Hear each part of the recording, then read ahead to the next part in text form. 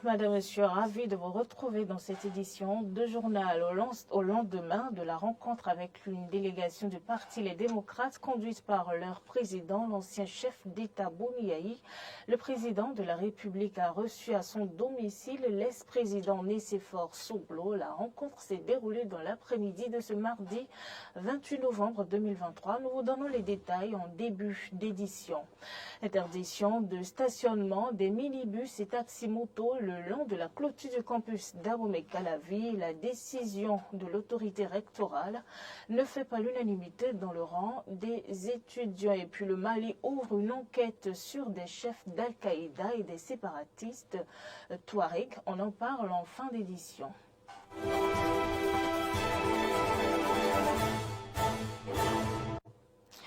Patrice Talon a reçu à sa résidence ce mardi l'ancien chef d'État Nicéphore Soglo. Une visite de courtoisie selon un proche du chef de l'État. Cette rencontre intervient juste 24 heures après celle tenue avec les démocrates et son président, l'ancien chef de l'État, Bouniaï, qui ont tenté en vain d'obtenir de leur hôte la libération des personnalités politiques en prison et celles en exil. Aucune information officielle sur les sujets discutés entre les deux personnalités, mais nos sources renseignent que la situation politique dans le pays, l'instauration d'un climat politique apaisé, le dialogue et l'unité nationale seraient au cœur des échanges entre Patrice Talon et Nicéphore Soglo. Fermée depuis environ 4 mois, l'entrée principale du campus d'Abomey-Calavi ne dessert plus les étudiants. C'est pour des raisons de travaux. Les étudiants sont donc obligés depuis le lundi 4 septembre 2023 d'emprunter la deuxième entrée, ce qui n'est pas du goût de tout le monde. Arthur Wendo a fait le constat. Suivez son reportage. 11h10. Le soleil brille sans cesse d'un pur éclat. Nous sommes ici, au niveau du grand portail du campus d'Abomey-Calavi. Pas d'affluence comme d'habitude. Tout ce qu'on peut voir ici, c'est ces quelques étudiants en train d'escalader le mur de façade du campus. Dans le rang de ces étudiants, il y en a d'autres qui ont préféré faire le tour ou la longue distance à pied afin de regagner l'entrée secondaire. Sur place, personne pour nous éclairer sur la vraie raison qui justifie la fermeture de l'entrée principale. Mais cet étudiant en sait quelque chose. Bon, c'est pour les travaux de rue, de la voie qui mène, du grand portail qui mène dans le campus. Il s'est fermé depuis au moins un mois, 2 semaines. C'est une situation difficile, douloureuse, embarrassante, pénible et inquiétante pour les étudiants. À cause du fermeture de ce grand portail, la distance est vraiment longue et ça nous tracasse énormément. Et cette fermeture du grand portail du campus est vraiment une situation déplorable et ça nous fait beaucoup souffrir. Si c'était ouvert, on allait facilement passer par là. Comme ce n'était pas ouvert, on est obligé de se contourner par des maisons avant de faire le Les bus aussi ne fonctionnent. Et ça, comme au moment où ça fonctionnait, ça nous réduisait l'argent de transport et autres. Mais actuellement, comme ça ne fonctionne plus, on est obligé de prendre les bus Topa là qui nous coûtent un peu cher. Pendant ce temps, un petit marché s'est ouvert ici, au niveau de l'entrée secondaire. Parc de stationnement de véhicules de transport, vente du pain, du pâté, des sucettes et bien d'autres nourritures s'y trouvent pour le bonheur des étudiants qui ne souhaitent qu'une seule chose actuellement. Nous demandons aux responsables de pouvoir veiller ouvrir le portail pour qu'on n'arrive plus à faire ce long parcours jusqu'à aller là-bas. J'aimerais surtout qu'ils mettent pression sur les travaux qui se font dans le campus pour que tout rentre dans l'ordre. Nous les demandons de nous ouvrir le portail pour que nous puissions passer facilement. Si possible, le recteur peut nous ouvrir un peu le portail pour qu'au moins les piétons puissent passer pour accéder vite au campus. Sinon, ça nous cause de difficultés d'accès. Ne serait-il pas aussi judicieux de penser à trouver des agents de sécurité au niveau de l'entrée principale du campus, fermée depuis quelques semaines? Les autorités à divers niveaux doivent aussi penser à cela. Merci à Turandon. On reste à l'université d'Abomey-Calavi. À ces difficultés des étudiants s'ajoute la dernière décision rectorale qui interdit le stationnement des bus Tokwa et les taxis-motos le long de la clôture du campus. Cette décision du recteur est diversement appréciée par les étudiants. Reportage. Depuis la fermeture temporaire du portail principal de l'université d'Abomey-Calavi, c'est par ici que les étudiants et le personnel administratif rejoignent l'université. L'entrée secondaire, le contournement n'arrangerait pas certains étudiants comme Marcel Koudetossi qui effectue le déplacement de Cotonou tous les jours. Le grand portail est fermé actuellement, sinon avant c'était ouvert, tout le monde pouvait passer tranquillement. Actuellement ils ont fermé ça pour des raisons de construction ou bien quoi, je ne sais pas. Pour aller à Pokpa actuellement, je suis obligé de prendre par le petit portail. Cette modification des habitudes s'explique par le démarrage des travaux de reconstruction des voies dans l'enceinte de l'université. Et alors qu'ils doivent accepter le contournement par le petit portail, une autre décision du recteur de l'université ne fera pas l'unanimité. Plus de stationnement des conducteurs de taxi-moto et de minibus de transport en commun Tokpa le long de la clôture du campus d'Abomey-Calavi. C'est la mesure prise par l'autorité rectorale pour éviter l'affluence sur le petit portail et assurer la sécurité des uns et des autres. Si les bus ou les Sims se stationnent là, ça va nous permettre, nous, aux étudiants, de pouvoir trouver des moyens de déplacement pour aller à la maison ou bien tout ça. On est obligé d'aller plus loin et de chercher, puisque nous, on n'a pas tous les mêmes programmes. Selon moi, ce n'est pas une bonne idée. D'habitude, il y a pas mal d'accidents au niveau de ce carrefour. Donc, les stationnements, les bus et tout, ça fera trop. C'est assez dangereux quand même, je pense. Je suis d'avis pour cette nouvelle décision-là. Et le fait que le recteur a refusé le stationnement des bus au petit portail, c'est pour notre bien, pour éviter les affluences et les vols. C'est vrai que cela va un peu embêter les étudiants, mais je dirais que c'est pour notre sécurité parce que cela peut causer souvent des accidents, des dommages et ce sera au directeur de prendre en charge. Donc pour éviter tout cela, je pense que c'est pour cela qu'il a refusé que les trucs là stationnent ici. Cela n'avantage pas les étudiants en fait. C'est-à-dire quoi? Je m'explique. Si il a refusé les stationnements, c'est parce qu'il a un objectif derrière, ce que nous ne savons pas. Il y a des minibus qui devaient rester là pour prendre ceux qui n'ont pas venu avec les motos à l'université. Maintenant, s'il a refusé les stationnements, donc ce qui veut dire que nous, les étudiants, pour pouvoir prendre le bus maintenant, nous sommes obligés de quitter le niveau clôture de l'université pour aller prendre le bus où on ne sait pas. Le problème du déplacement des étudiants se poserait après l'interdiction des stationnements le long de la clôture. Et voici ce que certains proposent. Il y a des gens qui quittent loin, donc ils seront obligés de prendre des taxis. Donc si les bus, eux, tous quittent ici, c'est vrai que ce sera un peu difficile pour nous de rentrer à la maison. Mais il faudrait que lui-même essaie de trouver un moyen pour que les bus arrivent à stationner quelque part. Pas forcément devant l'école, mais quelque part afin que lorsque nous allons sortir, nous pouvons aller pour rentrer chez nous.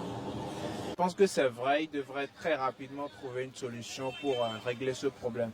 A précisé que le communiqué rectoral notifie que tout contrevenant à la présente interdiction sera immédiatement interpellé pour répondre de ses actes.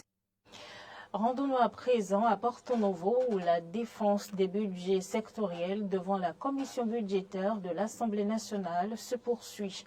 4 ministres ainsi que 2 institutions, à savoir la HAC et la Cour constitutionnelle, ont planché lundi 27 novembre 2023 devant les députés à l'Assemblée nationale. On retrouve notre correspondant sur place, Martial Agoliabo, pour plus de détails. Commission budgétaire de l'Assemblée nationale. Le ministre Gaston Dessouy de l'Agriculture a hérité d'un budget de 115 milliards 376 millions 753 956 francs CFA contre 99 milliards 738 millions 217 669 francs CFA en 2023, soit une hausse d'un taux de 15,66%. De gros défis sanitaires attendent donc Gaston Dessouy en 2024.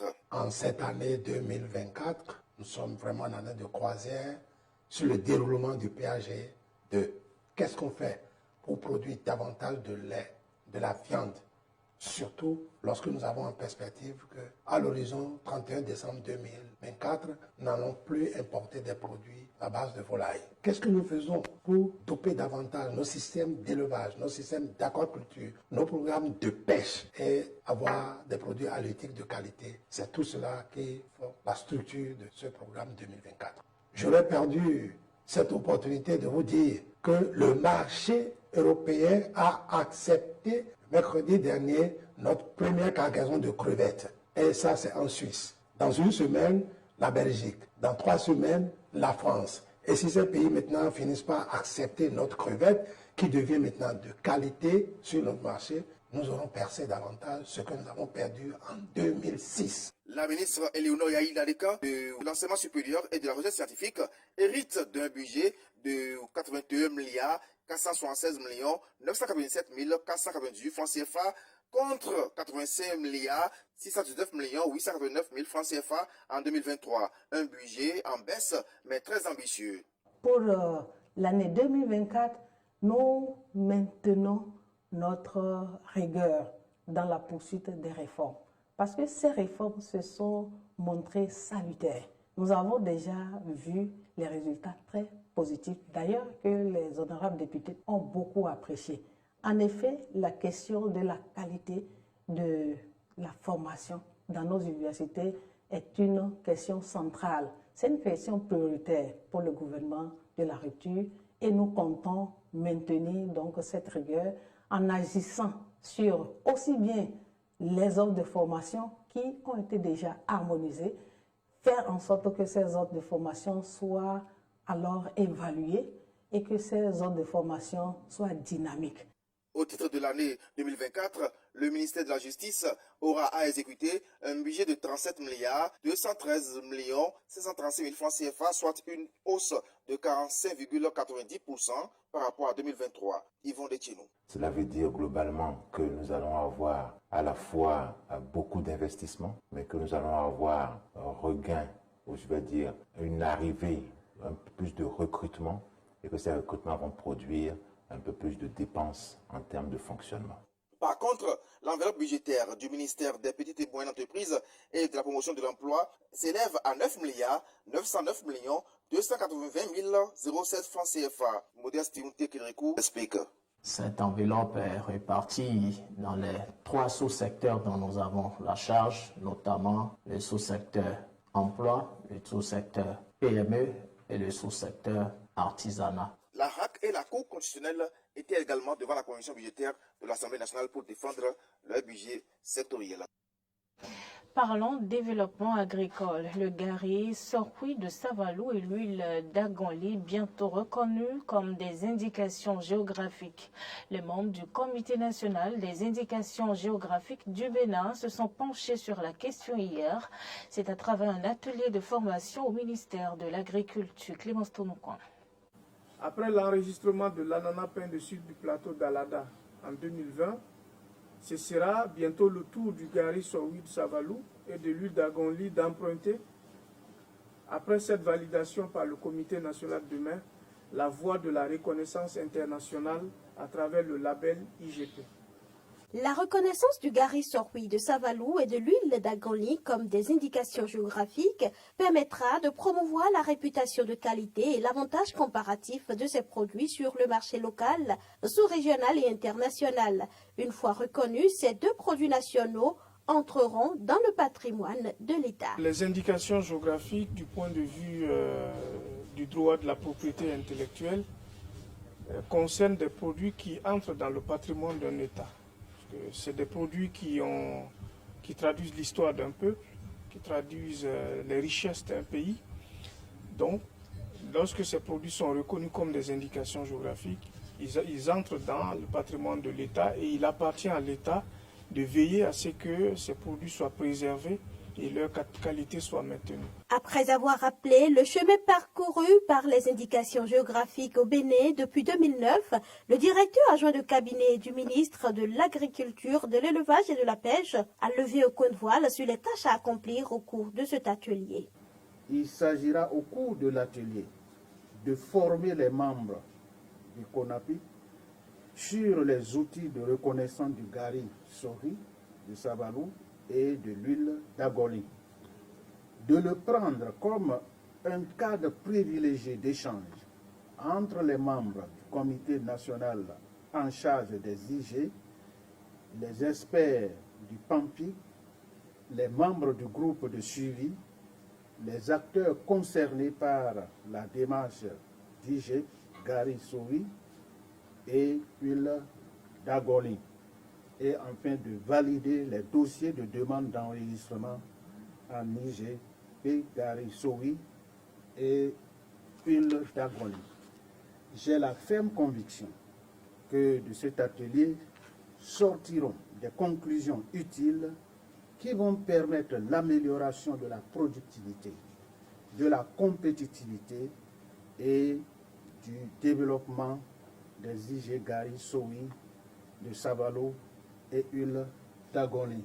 4 communications ont meublé les travaux de la journée.